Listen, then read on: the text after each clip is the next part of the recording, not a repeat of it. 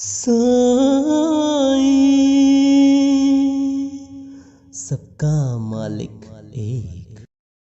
शिरडी के साईं बाबा का महानिर्वाण दिवस 15 अक्टूबर 1918 था और इस दिन दशहरा भी था।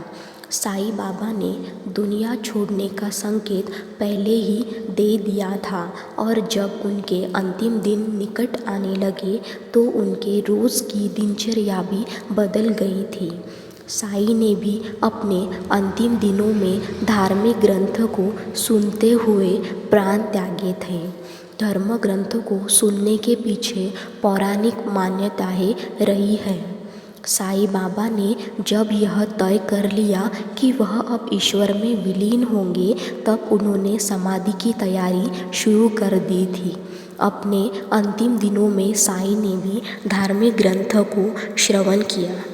साईं एक सिद्ध योगी और गुरु होने के बावजूद धार्मिक ग्रंथों के महत्व को जानते थे और अंतिम समय में उसे सुनते हुए ही अपने प्राण त्यागे थे।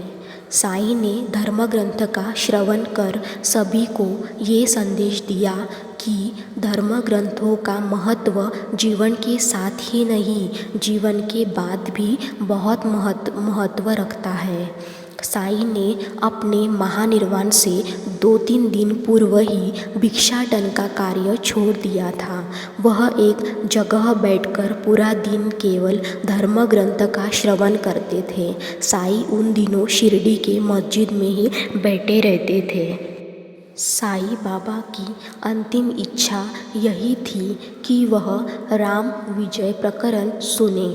इसे सुनाने के लिए उन्होंने श्री वजय को चुना था।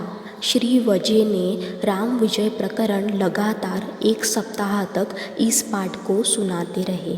बाबा ने उन्हें 8 प्रहर पाठ करने की आज्ञा दी थी, इसीलिए वह बिना रुके इस पाठ को करते रहे। साईं के परम भक्त काका साहेब दीक्षित और श्रीमान बूटी बाबा के साथ मस्जिद में ही रोज़ उन दिनों भोज किया करते थे।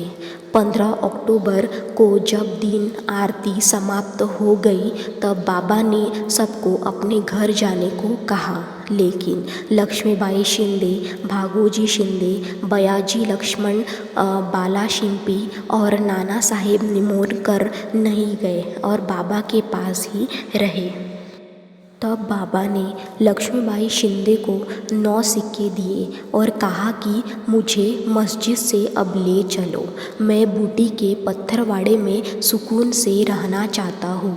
ये अंतिम शब्द बोलकर बाबा चुप हो गए। लक्ष्मीबाई उन्हें वहाँ से ले जाने लगी और रास्ते में ही बाबा का शरीर एक ओर लटक गया और उन्होंने अंतिम श्वास छोड़ दी। यह देख भागोजी और नाना साहेब निमोरकर ने कुछ जल बाबा के श्रीमुख में डाला, लेकिन वह बाहर आ गया। इसके बाद सभी उनके समाधिस्थ से परिचित हो गए थे। ये थी बाबा की अंतिम दिनचर्या। ओम साई राम।